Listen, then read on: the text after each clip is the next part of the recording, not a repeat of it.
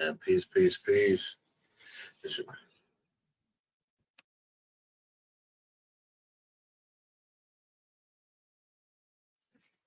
peace, peace.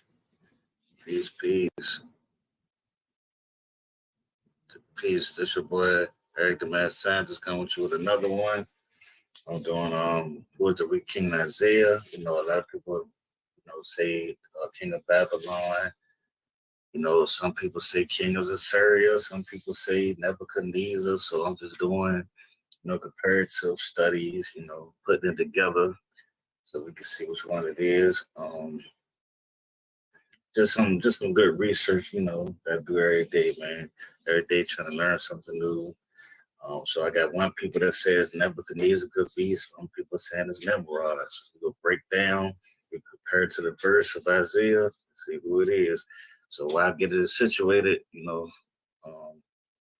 just to the song I got is about a minute long, then we'll get to the presentation.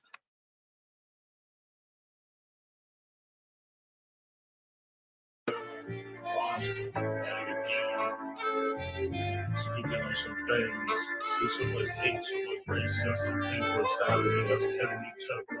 Will that stay celebrated? We can pray today to the Most High God. Hallelujah, hallelujah. World full of hate, Atlanta girls rape. Police killing black men, see the yellow tape. How much can I take? When will I break? Only God knows the day of my fate. World full of hate, Atlanta girls rape. Police killing black men, see the yellow tape. How much can I take? When will I break? Only God knows the day of my fate. Welcome to hell, where they sell drugs and pills. Girls will bleed, cause they don't love their hell. Children with no father see the miseducation. Being deceived by the church, that they father is Satan. Most pastors really greedy cause it's money they chasing. Really wicked is Sabbath, wear a mask like Jason. All I see in this nation, there's racism, discrimination, that fake patriotism. A lot of anger, a lot of atheism. But prayer don't work without the faith in them. Now listen. Hallelujah. Hallelujah. Praise y'all. World full of hate.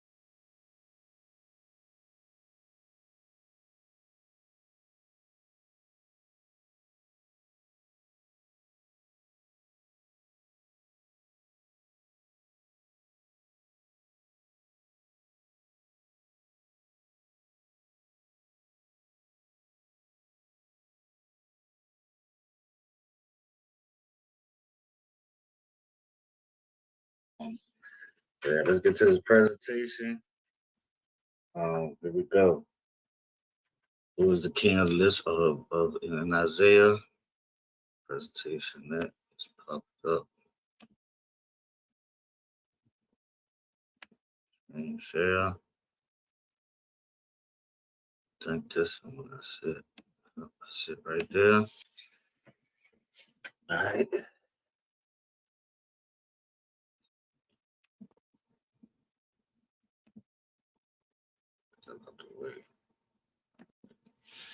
So let's get to it. Who is the wicked king in Isaiah? Nimrod versus Nebuchadnezzar. My bad, man. Lost the M out there, Russian. But let's go to it. All right, this one be basing off of these verses. Because off my Lucifer video, I already explained that Lucifer comes from a man named Saint Lucifer that was written in by Saint Jerome. I just broke down the esoteric meaning of it, of the morning star. I broke down that it was a wicked king and a man, and that of evil, wicked being that was trying to be in heaven and fail, like they say, So If it was not, if it wasn't this being they talking about, who was it? If it was a wicked king, who was it? If they sent it to Babylon, who was it? Okay. So let me read this verse. How art thou fallen from heaven, O Lucifer, son of the morning? How art thou cut down to the ground, which didst weaken the nations? For thou hast said in thy heart, I will ascend into heaven. I will exalt my throne above the stars, O God. I will sit also upon the mount of the congregation in the sides of the north.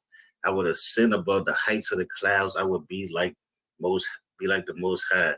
Yet thou shalt be brought down to hell, to the sides of the pit. All right. This is the NIV. How you have fallen from heaven, morning star, son of the dawn. You have been cast down to the earth. You once laid low the nations. You said in your hearts, I will ascend to the heavens. I will rise my throne above the stars of God. I will sit enthroned on the mount of assembly on the utmost heights of Mount Safan. Yeah, in Hebrew, that means north. All right. Just remember that. I will ascend above the tops of the clouds. I will make myself like the Most High, but you are brought down to the realm of dead, to the depths of the pits.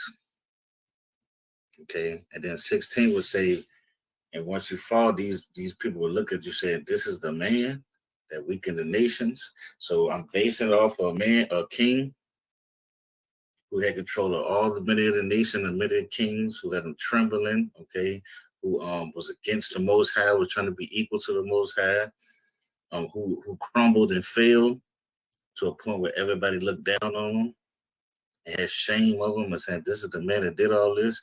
So I'm looking at it, comparing to these things that just say that this happened. All right. So the first person I'm gonna go to is Nimrod. Nimrod, also spelled Nimrod, legendary biblical figure of the book of Genesis. Nimrod is described in Genesis 10:8-12 as the first on earth to be a mighty man. He was a mighty hunter before the Lord. The only other references to Nimrod in the Bible are Micaiah 5:6, where Assyria is called the land of Nimrod, and in First Chronicles 1:10, which reiterates his might. In the Genesis passage, the beginning of his kingdom is said to have been Babel, Erech, and Akkad, in the land of Shinar. Nimrod is said to have then built Nineveh, Calah, modern Nimrod, and Rehoboth, and Resen. There is some consensus among biblical scholars that the mention of Nimrod in the Genesis is referring not to an individual, but to an ancient people in Mesopotamia. Now, I want y'all to understand that, because again, this goes back to things like mythology. A lot of these ancient kings had stories based on them, even stories based on them, supernatural stories based on them. From Egypt to Mesopotamia to places like Canaan. So a lot of these mythical characters are based off of the king. They're not actual history bases off these people, but they're mythological bases off of stories off them. Okay. So when they say Nimrod might not have been a person, it could have been a people. It could have been a king, a certain king. Okay. So just keep that in mind. There is some senses among biblical scholars that mention the Nimrod Genesis is a reference not to an individual, but to an ancient people in Mesopotamia. The description of Nimrod as a mighty hunter before the Lord is a intrusion in the context but it's probably like the historical notices derived from some old Babylonian saga. However, no equivalent of the name has yet been found in the Babylonian or other cuneiform records. In character, there is a certain resemblance between Nimrod and the Mesopotamian epic of Hero of Gilgamesh.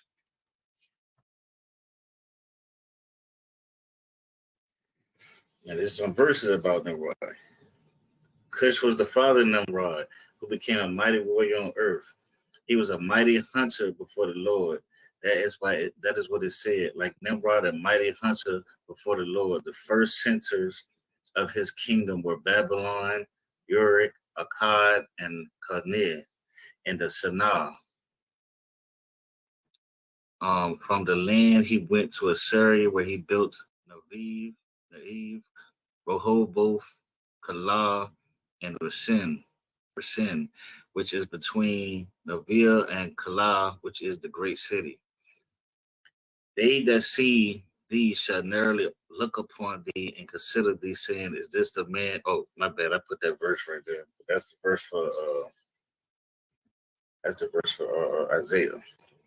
But I'm gonna read the 16 again of Isaiah that people don't read. They'll see that shall narrowly look upon the end and consider thee, saying, "This is the man that made the earth to tremble and that shake the kingdoms." All right. So we already got Nimrod being a mighty man, a king. So I'm saying he was a mythical character based off of somebody else. Um, so let's go and see if he applied to the other things that said in Isaiah. Nimrod, as a descendant of Ham, moved into Arabia and Africa, Cush, and his clan chose to settle in the Tigris-Euphrates River Valley. This was the land between two rivers, also known as Mesopotamia. Okay. No ancient Mesopotamian king bore the name Nimrod, and the description of one man building all these cities telescopes history. These cities were established at different periods, and some never existed at the same time, putting inside these historical problems. It seems clear that the description of Nimrod's achievements here are also complementary. He is being credited with building the first major cities after the flood, whose fame could not fail to impress the readers. So again, when you really study history, and that's why we are trying to tell people you had to put science, you had to put history, you had to put everything when it comes into these scriptures, okay? Because this thing is deeper than what people think it is. You have to know mythology. Okay, you had to know symbolism. You had to know what's literal. You had to know what's history amongst all of these, because you're going to find yourself in so much confusion and so much hate when somebody said that this didn't really happen. You say, "Oh, what you trying to say is everything." You see what I'm saying? So you got to understand these things. You got to understand how history goes. You got to understand that one man ain't gonna build all these cities like that. All these cities are at different times, at different places. When you go into the history, you could tell that different people made these different things. And this is in any other nation or any place that you ever study. Do not put all time in one box. You have to go through time. America was not building a day. Rome was not building a day. Egypt was not building a day. Canaan was not building a day. All these cities were not building one day. Okay. Cush taught Nimrod to hate Yah. Cush had taught his son that God was against their side of the family, and it was up to him to save his lineage from the enslavement of humiliation. It was by his powerless as a hunter that fame and honor were obtained. Ultimately, he rose to a position of prominence as the world leader of the time, using his charisma, ability, and energy to establish an empire center in Babylon. That's another argument people saying, "Well, Babel and Babylon." We're going to see. This will become the capital of Babylon Empire and prevalent throughout the Old Testament. God had given Noah and his sons the order to establish human government, but the kind he attended was far cry from what Ham's descendants would build and establish. The Babylonian mentioned throughout the entire Bible, from the passage of Genesis to the captivity and destruction of Israel in 586 BC to the Babylon of Revelation, and the Bible built and established by Nimrod in Genesis 10. This was truly a government set up against God and everything God represented. Okay, so he established these great nations. He invaded. He had many nations captive. He was against the Most High. So, he got some stuff weighing on him that proves that he's the one in Isaiah. It's some things, we'll get to the end, but I'm going to show some things that doesn't, some things that will. You're going to be the one, the listener, tell me which one you believe, okay? And then I got some more, some say Assyria, the kings of Assyria mixed together. So I'm going to do Assyria, I might try to find one and mix them two together, but all right. Genesis 11, 1-4, because the Tower of Babel be the temple of Marduk. And the whole world had one language and common speech. As men moved eastward, they found a plain in Shinar. This is Babylonia, and is settled there. They said to each other, come let make bricks and break them thoroughly. They used brick instead of stone and tar for mortar. Then they said, come let us build ourselves a city with a tower that reaches to the heavens, so that they may make a name for ourselves and not be scattered over the face of the earth. The myth may have been inspired by Babylonian Tower Temple north of Marduk Temple, which is Babylonian Hebrew for Babel. The similarity in pronunciation of Babel and Balal to confuse. Okay? So I'm going to speak more on that building as a cross on the Temple of Marduk. So, because there's two sources, even in the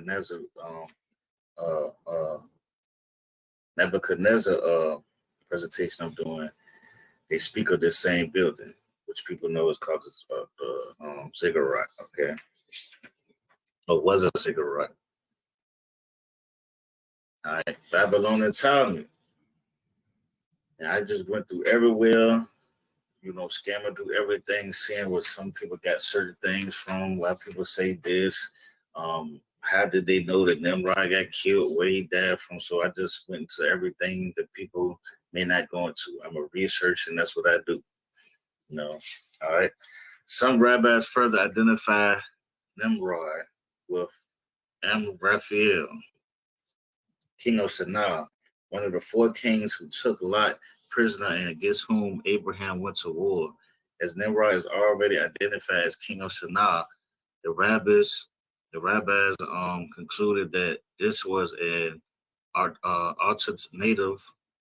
alternative name or a throne name. So they're saying Nimrod could be based off this king in Shinar because they haven't found proof that Nimrod being a real person. That Nimrod could be a name, like a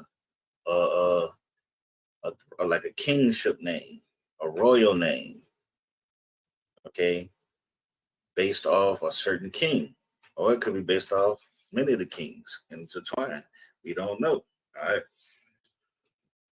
And it was in the days of Amraphel, king of Shinar, Rav and Sammy. One of them said his name was Nimrod. And why did they call him Amraphel? Because he spoke Amar and dropped Hippie, our father Abraham, into the fiery furnace. The other said his name was Amraphel. And why did they call him Nimrod? Because he caused the whole world to rebel, Nimrod, and his kingship against him, God. Okay. And this is how research works. You go to both sides. You don't just be a bias and start an agenda and say, I believe this, I think this happened this way, so I'm going to teach it this way. I'm going to know the other historical events or artifacts or archaeology or literature that says the other way. You go to both sides, okay? Great or not, if you don't want to accept it or not, but still go through it because the listener, the student, the person you're trying to teach has the right to. Is Nimrod based off of Amraphel, who is based off of Hammurabi? Okay. Biblical data, king of Shinar, who invaded the West in conjunction with Chedorlaomer, king of Elam, and others, and destroyed Sodom. The identity of this name has long been a subject of controversy among Assyrianologists and is not even yet established to the satisfaction of all scholars. Schrader was the first to suggest cuneiform inscriptions in the Old Testament that Raphael was Hammurabi, king of the Babylon, the sixth king in the first dynasty of Babylon. This is now the prevailing view among both Assyrianologists and Old Testament scholars. The different of explanation, though a partial clue, is perhaps furnished by the explanation of the name in a cuneiform later as equivalent to Kemta Rapastu, great people and family. On this basis, Kamata, and Raphael. Okay, so now what they're saying is Nimrod could be based off Raphael. Nimrod could be a kingship name based off Raphael. And Raphael could actually be Hammurabi. Okay, so hey, like I said, ancient times did this. If you even go and study Egypt, they did this a lot. Okay, they made themselves gods. They made themselves kings. Initiated themselves in deities. They made whole stories around them. They actually didn't have nothing to do with a war. They actually put their name into a war that they didn't have nothing to do with. You know, they did a lot of these things because they was kings. They was royalty. A lot of them big ego. Some wanted to be established as gods. Some wanted their names last forever. That's why they build certain buildings. You have to understand this. Put it in reality. Hammurabi was the founder of the centralized kingdom of Babylonia, with the capital of the city of Babylon. The length of his reign is given in the native list of kings as 55 years, but this long period is not perfectly certain, as a recently discovered chronicle throws doubt upon some figures in the king list from which the number 55 is obtained, and puts the length of his reign at 43 years. Hammurabi himself was honored and imitated even to the copying of his inscriptions by kings of the latest period, such as Nabopolassar and Nebuchadnezzar. Outlines a history of early Babylon, a conqueror so great as he may well have penetrated and conquered as far west as Syria and Palestine. So he was so great that people copied him. Did you not understand that? Okay. Death of Nimrod, Book of Jasher, chapter 27. All right. And Esau, at the time after the death of Abraham, frequently went to the field to hunt. And Nimrod, king of Babel, the same was Amraphel. Now, this book right here is telling you that Nimrod and Amraphel ain't the same people. All right. And Nimrod, king of Babel, the same was Amraphel, also frequently went his mighty men to hunt in the field and walk about with his men in the cool of the day. And Nimrod was observing Esau at the days, for jealousy was formed in the heart of Nimrod against Esau all days. And on a certain day, Esau went into the field to hunt and found Nimrod walking in the wilderness with his two men. And all his mighty men and his people were with him in the wilderness, but they were moved at a distance from him. And they went from the different directions to hunt, and Esau concealed himself from Nimrod, and he lurked for him in the wilderness. And Nimrod, his men that were with him, not knew him. And Nimrod and his men frequently walk about the field at the cool of the day, and to know where his men were hunting in the field. And Nimrod and two of his men that were with him came to the place where they were, and Esau started suddenly from his lurking place and drew his sword and hastened and ran at Nimrod and cut his head. And Esau fought a desperate fight with the two men that they were with Nimrod. And when they called out him, Esau turned to them and smote them to death with his sword. And all the mighty men of Nimrod who had left him to go to the wilderness heard the cry at a distance, and they knew the voices of those men, and they ran to know the cause of it when they found their king and the two men that were with them lying dead in the wilderness. Now, this book right here is telling you, it's saying that Nimrod got his head chopped off by Esau, okay? Hey, this is what the book of Genesis say. If you don't agree, you don't agree. If you like the book, if you agree with the book, and if you think the book is worth reading, that's on you. And Nimrod and his men that were with him did not know him, and Nimrod and his men frequently walked about. Let me see. All right. And Esau and all the mighty men of Nimrod who had left him to go to the wilderness heard the cry. Okay, and Esau, the mighty men coming distance. Okay, and Esau saw the mighty men of Nimrod coming. Oh, hold on, wait a minute. All right, and Esau took those garments and ran into the city on account of Nimrod's men. And he came into his father's house and wearied and exhausted from fight. And he was ready to die through grief, and he approached his brother Jacob and sat before him. And he said unto his brother Jacob, Behold, I shall die this day, and where then I want the birthright? And Jacob acted wisely with Esau in this matter, and Esau sold his birthright to Jacob, for it was so brought about the Lord. So wait a minute.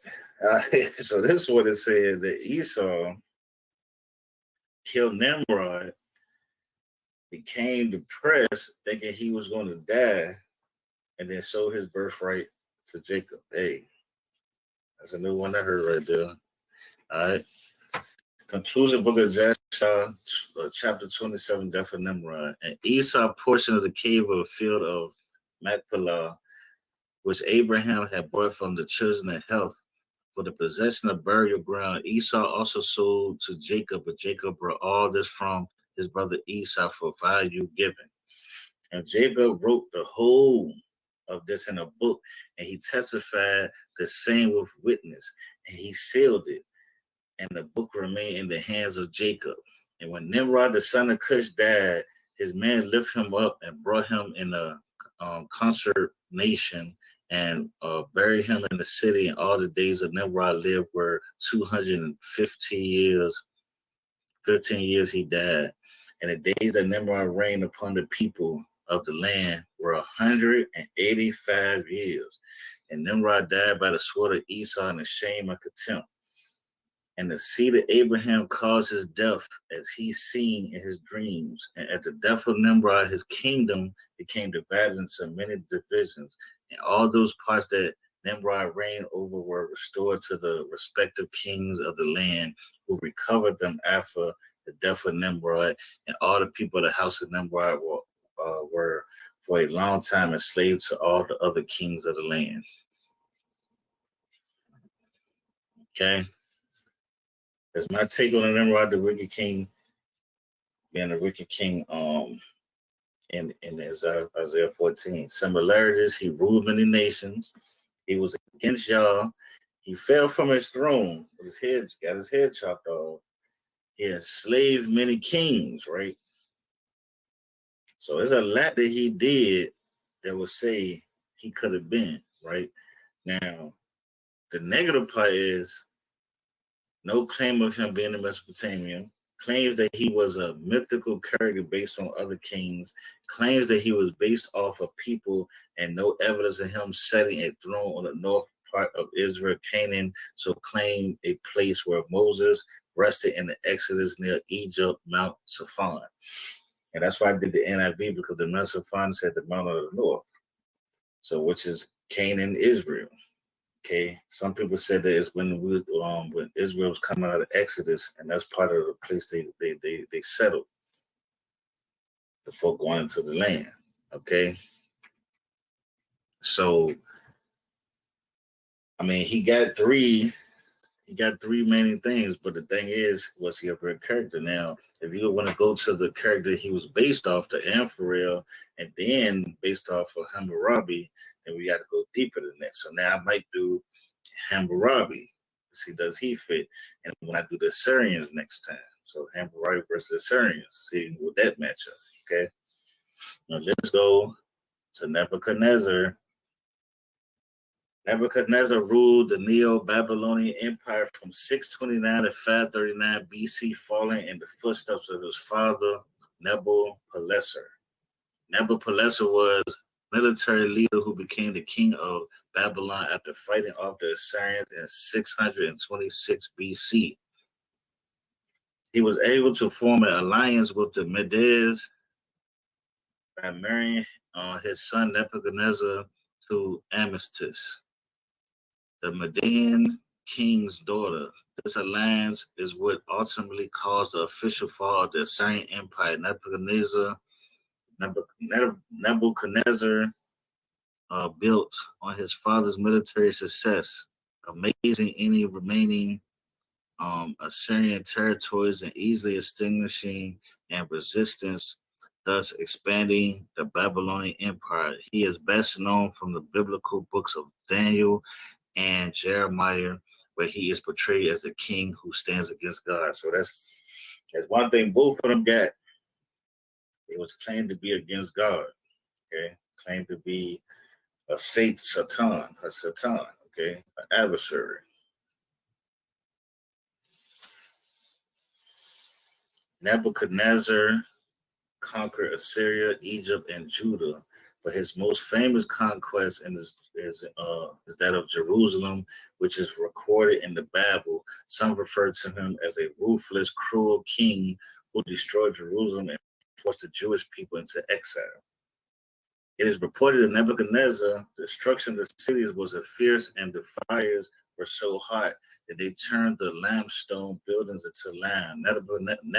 Nebuchadnezzar's conquest made him one of the history's greatest kings, having turned his empire into a powerful force. He became a leader not to only his own people, but also to other nations as well. Cities like Judah chose to be tributary states. This means that their kings were subordinate and Nebuchadnezzar reporting to him and governing for him. Now, it matches the two things I already mentioned, that he's has Satan against the Most High, an adversary against the Most High, and he already had kings who actually are under him, okay, in the nations.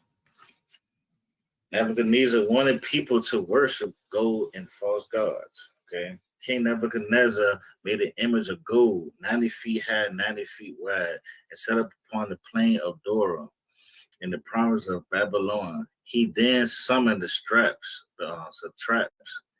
prefects, governors, advisors, treasurers, judges, magistrates, and all the other provincial officials to come to the dedication of the image he has set up. So the satraps, prefects, governors, advisors, treasurers, judges, magistrates, and all the other officials assembling for the dedication of the image that King Nebuchadnezzar had set up, and they stood before it. Then the herald loudly proclaimed, "This is what you commanded to do, O people, nations, and men of every language. As soon as you hear the sound of the horn, flute, lyre, harp, pipes, and all kinds of music, you must fall down and worship the image of the gold that King Nebuchadnezzar has set up. Whoever does not fall down and worship will immediately be thrown into the blazing furnace. Therefore, as soon as they heard the sound of the horn, flute, lyre, harp, and all kinds of music, all the people, nations, and men of every language fell down and worshiped the image of the gold that King Nebuchadnezzar had set up. At this time, some astrologers came forward and and denounced the Jews. They said to King Nebuchadnezzar, O king, live forever. You have issued a decree, a king, that everyone who hears the sound of the horn, flute, lyre, harp, pipes, and all kinds of music must fall down and worship the image of gold, and that whoever does not fall down and worship will be thrown in a blazing furnace. But there are some Jews whom you have set over the affairs of the province of Babylon, Sadrach, Meshach, and Abednego, who pay no attention to you, O king. They neither serve your gods nor worship the image of gold you have set up. So this is Nebuchadnezzar not telling people to worship him, worship the false gods, and worship gold. So that goes against him being, to me, being the one that's spoke of in Isaiah. All right. Could the ziggurat be the inspiration of the Tower of Babel? An important part of his restoration project was rebuilding the great ziggurat, known as Etamanaki, the foundation of heaven and earth, which had been destroyed by the Assyrian king Sennacherib,